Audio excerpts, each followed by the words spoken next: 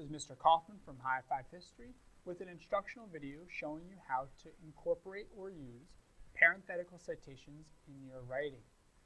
Now, the purpose of doing this is to cite and give credit to the sources that you are either quoting or paraphrasing. Now, there's two reasons why we want to do that. One, if you are paraphrasing or quoting someone else's ideas, you have to give them credit for it, right? If not, it's stealing someone's ideas. But also, it strengthens your argument.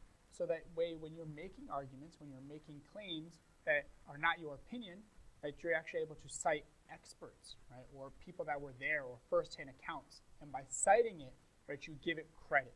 Right? It's not me thinking this. No, these are the words of someone that was there, or these are the words of an expert. So the citations give you that credit.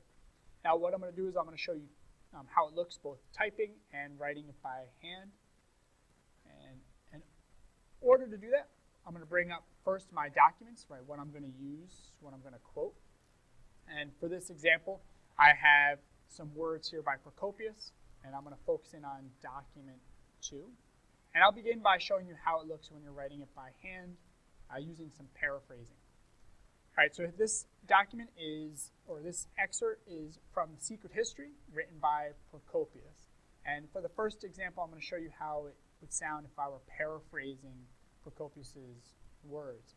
So the direct quote is, Justinian was crafty, hypocritical, secretive by temperament, two-faced, a clever fellow with a marvelous ability to conceal his real opinion, lying all the time. Some harsh words from our friend Procopius about Justinian. So if I were to paraphrase this, right, simply Procopius is saying that Justinian was a big fat liar. So let's see how that would look citating it through a paraphrase. Justinian was a liar, someone who could not be trusted. Okay, so I've paraphrased Procopius's words. Now it's time for me to give him some credit. What I'm going to do in my parenthetical citations is I start with parenthesis 1. Now I include the name of the person who I paraphrased, which in this case is Procopius. Now, if there were a first and a last name, you would use the last name. Procopius. I'm going to do a comma. And in this part, I would then include the page number if it were from a page number from a book. But in this case, I'm going to be citing document 2, which is how it's been labeled for me. So I'll do Procopius, doc 2, and the parentheses, and then my period. Right. So again, my paraphrase, my parenthesis, the author of the words or the person that I'm paraphrasing. And again, if there were a first and a last name, I would use a last name. In this case, it's just Procopius, comma, either a page number, or in this case, I'm going to label it document 2 or doc 2, parenthesis, all right, period.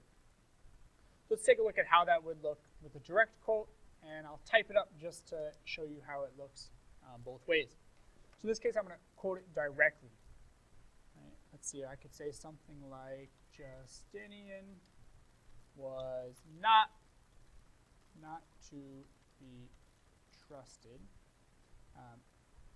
He had a great, and here's where I'm going to start my quote, ability to conceal his real opinion, lying all the time, right, end quote. Okay, so that's my quote, right, directly taken from Procopius's words. Justinian was not to be trusted, had a great, quote, ability to conceal his real opinion, lying all the time. Here's now where I have to cite it. Notice I ended with my quotation marks because that's signaling to my reader that this is the end of Procopius's words.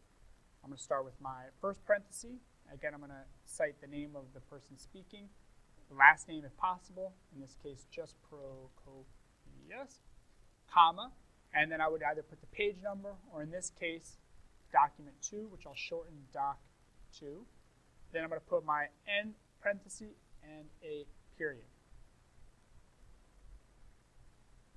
So that's it, a short instructional video on how to write parenthetical citations both by hand and by typing, which are the same, but just to give you a view of both of them. And again, for either paraphrasing or direct quotes, which we know that both do need to be cited. That's it from Mr. Kaufman and High Five History.